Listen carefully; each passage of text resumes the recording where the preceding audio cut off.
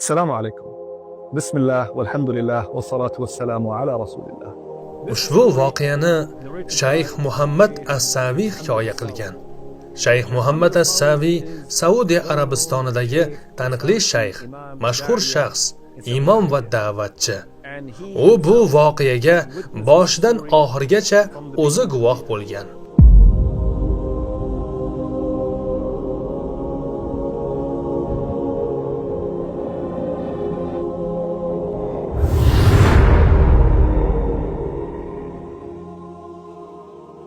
U aytadi: "Men Riyoddagi masjidlardan birida imom edim va Ramazon oyi endigina kirib kelgan edi. Oradan 1-2 kun o'tib, bir yigit masjidga kirib menga salom berdi. U: 'Shayx, meni taniysizmi?' dedi. Men 'Yo'q, sizni tanimayman' dedim. U: 'Mening ismim Sulton' dedi. 'Xush kelibsiz Sulton, qanday yordam bera olaman?' dedim. U yana so'radi: 'Meni kim ekanligimni bilasizmi?' dedi. Men 'Yo'q' dedim. U: 'Men hamma izlayotgan odamman' dedi. 'Nimani nazarda tutyapsiz?' dedim. U aytdiki: 'Men bu mamlakatda yoki bu hududda, ya'ni Riyodda eng katta giyohvand sotuvchiman. Politsiya meni qidirmoqda. Mening juda ko'p jinoiy ishlarim, muammolarim, sud va politsiya bo'limida tergovdagi ishlarim bor. Lekin ey shayx, vallohi bu yerga hamma narsani tashlab yangi hayot boshlash uchun keldim. Men tavba qilmoqchiman. Allohga qaytsam bo'ladimi? Men Allohga qayta olamanmi? Shunda shayx: "Sizni tavbangizga kim ham to'sqinlik qila olardi? Siz muborak oydasiz, Ramazon oyidasiz. Ramazon oyida jannat eshiklari keng ochilgan bo'ladi. Do'zax eshiklari esa yopilgan bo'ladi. Shaytonlar va ularning xizmatchilari zanjirband qilingan. Va siz mendan tavba qilsam bo'ladimi deb so'rayapsiz. Albatta tavba qila olasiz.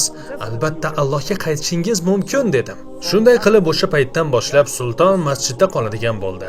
Shayx aytadi: "Men bu odamni kuzatdim. Biz tarovih namozini o'qib bo'lib, xufton va tarovihni yakunlab masjiddan kech chiqamiz. Lekin u hamon masjidda bo'ladi. Bomdod namoziga kelganimizda ham bu odam masjiddan ketmagan bo'lardi. U hatto bomdoddan ham oldin masjidda bo'lardi. Biz guvohi bo'ldikki, u qo'ldan kelgancha eng yaxshi tarzda ibodat qilyapti. Hatto men undan 'Nega uyingizga bormayapsiz?' deb so'radim. U: 'Ey shayx, bir necha oydan beri, deyarli 1 yildan buyon otamni ko'rmadim. Men otamni juda sog'indim. Uni juda yaxshi ko'raman. Men otamni ko'rishni istayman. Har safar uyga borib otam bilan ko'rishmoqchi bo'lsam, otam darhol 'Chiq, seni ko'rishni istamayman. Politsiyani chaqirishimdan oldin ket' deydi. Va haqiqatdan ham politsiyaga qo'ng'iroq qiladi. Ba'zan tashqariga chiqib politsiya kelib meni ushlashi uchun ularni chaqiradi. Shunda men uyda qo'limga ilingan kiyim-kechaklarimni olib qochib ketaman. Chunki otam meni yoqtirmaydi. Hamma mendan nafratlanadi. Ey Allohim, men senga qaytmoqchiman. Ey shayx, iltimos menga yordam bering. Shayx: "Inshaalloh xohlaganingcha ibodat qilaver. Masjidda ham qolishing mumkin" deydi. O'sha kunlarning birida 2 yoki 3 kuni u asr namozidan keyin shayxning oldiga kelib: "Ey shayx, men Qur'on yodlamoqchiman. Iltimos menga yordam bera olasizmi?" deydi. Shayx: "Ha, albatta Qur'on yodlashing mumkin." "Ha, meni xotiram yaxshi, Qur'onni yodlay olaman." Shayx: "Albatta harakat qilsang, bir kunda 1 sahifa o'qiysan." Sulton aytadiki: "Shayx, men bir kunda 1 sahifa emas, 2 sahifa yodlay olaman" deydi. "Bunga qurbim yetadi" deydi. Shunda shayx aytadi: "Mashalloh, agar senda shunchalik kuch bo'lsa, shunchalik iqtidor bo'lsa, nega giyohvand moddalar, kontrabanda sotib olish bilan shug'ullanyapsan? Nega?" Sulton aytadi: "Vallohi ey shayx, menda pul bor edi. Juda ko'p pul bor edi. Har kun menga yangi turdagi giyohvand moddalar sotishardi. Geroin, tabletkalar, va boshqa iflos narsalarni berishardi. Men ularni sotardim va tasavvur ham qilib bo'lmaydigan darajada pul topardim. Agar xohlasam bu shahardagi istalgan uyni sotib olishim mumkin, hatto qasr ham olishim mumkin, lekin vallohi, ey shayx, men bularni hech birini istamayman. Men faqat va faqat Allohga qaytmoqchiman. Men faqat Allohning roziligini istayman. Shayx, Alloh baraka bersin, davom et, Qur'on yodlashni boshlayver deydi. U har kun 2 sahifadan yodlay boshlaydi. 1,5 oy ichida deyarli 3-4 juzni yodlab oldi. Allohumma barik. Shayx uning o'zgarganini ko'rib turadi, mashalloh. Sulton chin dildan tavba qilgan edi. Allohga juda yaqinlashgan edi. Qo'ldan kelgancha ibodat bilan mashg'ul edi. Masjiddagi ba'zi odamlar aytishdiki, sultonning ukasi bor, ismi Ibrohim, u boshqa bir masjidning imomi ekan. Shayx Muhammad as-Saviy esa bundan hayratda qoldi. Qanaqasiga uning ukasi imom bo'la turib akasidan xabar olmaydi? Shayx ukasining raqamini topib unga qo'ng'iroq qiladi. Mening ismim Muhammad as-Saviy. Men Riyoddagi masjid imomiman. Sizga bir savol bermoqchiman. Sulton ismli akangiz bormi? Ha, mening Sulton ismli akam bor, deydi Ibrohim. Shayx, siz akangizdan nega xabar olmaysiz? Nega uni tashlab qo'ygansiz, deydi. Shunda Imom Ibrohim, yo'q, siz akamni tanimaysiz, u juda ko'p muammo chiqaradi. U giyohvandlik savdosi bilan shug'ullanadi. Ilon kabi xavfli, yaxshisi undan uzoq bo'ling, deydi. Shayx Muhammad, vallohi keling, akangizni ko'ring, u masjidda, u e'tikofda, u masjidda tunamoqda, matrassiz yotadi, ko'rpasiz yotadi, ustida adyol ham yo'q. Shunda Ibrohim, sultonning imom bo'lgan ukasi, bo'lishi mumkin emas, men ishonmayman, u hech qachon tavba qilmaydi, deydi. Qanday qilib bunday deya olasiz? Siz axir imomsiz-ku, keling o'zingiz ko'ring, deydi shayx. Bir necha kundan keyin Ibrohim o'sha masjidga keladi va akasini masjid polida yotgan holda ko'radi. Na gilam bor, na choyshab bor. U yaqin borib akasini quchoqlaydi va yig'lab yuboradi.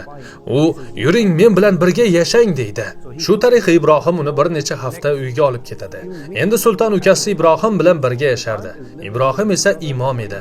4-5 hafta o'tgach, sulton bozorga borib, ulgurji sotuvchilardan sabzavot sotib olishga qaror qildi. U, "Men ukamning qaramog'ida yashamoqchi emasman, o'zim ishlamoqchiman, o'zim mehnat qilib rizq topmoqchiman", deydi. Shundan so'ng u sabzavotlarni ulgurji olishni boshlaydi va bozorda savdo qiladi. Bir necha kundan keyin Imom Ibrohim Shayx Muhammadga telefon qilib, sulton baxtsiz hodisaga uchradi. U ko'prikda mashinada ketayotgan edi. Mashina yuqoridan pastga qulab tushgan. Hozir u komada, deydi.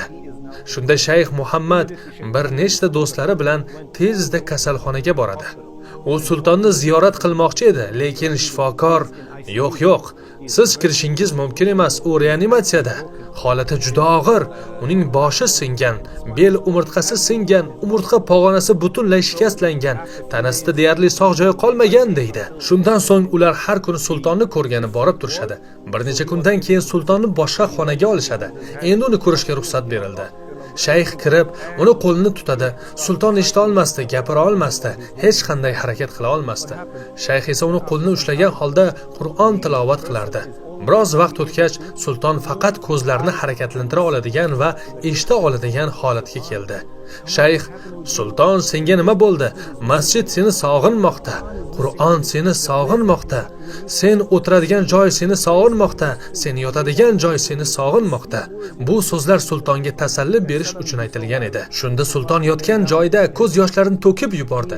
Shayx Muhammad, "Bilmayman, bu ko'z yoshlar baxtdanmi, qayg'udanmi yoki tavbadanmi, yoki nima uchunligini aniq bilmayman", deydi. Keyin masjidda sulton haqida gaplar boshlandi. Boshqa shayxlar ham xabar topishdi. Bir giyohvand yetakchisi tavba qilgan, Qur'onni yodlay boshlagan, lekin baxtsiz hodisa yuz bergan va hozir kasalxonada juda og'ir ahvolda ekan.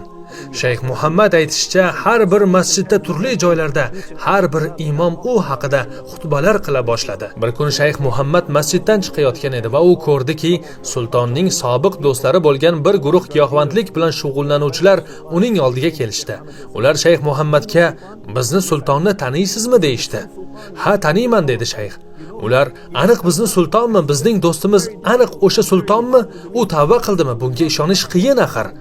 Shayx aytadi, Alloh subhanahu va taolo uning qalbini o'zgartirdi. Sizlar ham Allohga qayting. Ba'zilari mast edi, ba'zilari esa boshqacha holatda.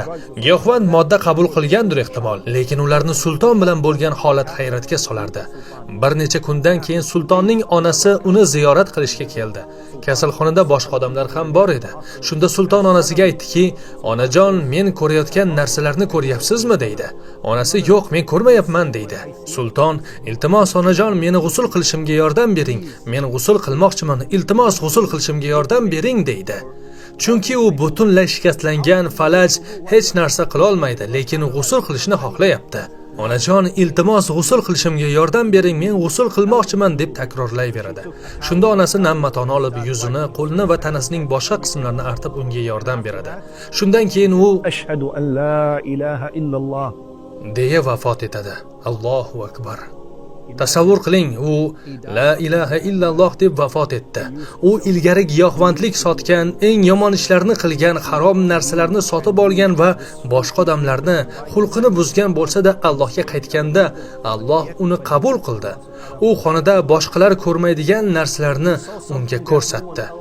U onasiga aytdiki, "Onajon, siz men ko'rayotganlarni ko'ryapsizmi?" Keyin onasidan so'radi, "Men g'usul qilmoqchiman, menga g'usul qilishimga yordam bering" dedi. G'usul qilib bo'lgach esa uning og'zidan so'nggi kalimalar chiqdi. man kana akhiru kalamihi la ilaha illalloh dakhala al-jannah. Payg'ambarimiz Muhammad sallallohu alayhi va sallam kimniki oxirgi kalimasi la ilaha illalloh bo'lsa, u jannatga kiradi deganlar. Shayx uni o'zi bilan olib ketdi. Hamma uning vafotiga qayg'urdi. Uni qabristonga olib borishdi va dafn qilishdi. Shayx aytadi, "Men peshin namozidan so'ng soat 1larda ketdim. Keyin boshqa odamlar aytishdi, peshin namozidan shomga qadar uning barcha do'stlari ilgari giyohvand modda sotgan va iste'mol qilganlar uning qabri yonida bo'lib, Alloh subhanahu va taolo oldida uning mag'firati uchun duo qildi. Shunday qilib u vafot etdi va do'stlariga yaxshi ibrat qoldirdi. Alloh subhanahu va taolo birodarimiz sultonga rahim qilsin. Va Alloh taolo giyohvandlik bilan shug'ullanuvchi insonlarga hidoyat ato etsin. Alloh subhanahu va taolo doimo bizni o'ziga qaytadiganlardan qilsin. Chunki tavba eshiklari har doim ochiq. Hatto biz vafot etgunimizgacha Allohdan bizni amal qiladigan, saboq oladigan va o'ziga yaqinlashadiganlardan qilishini so'rayman. Inshaalloh keyingi qismlarda yana suhbatlashamiz. Ungacha esa Assalomu alaykum va rahmatullohi va barakatuh.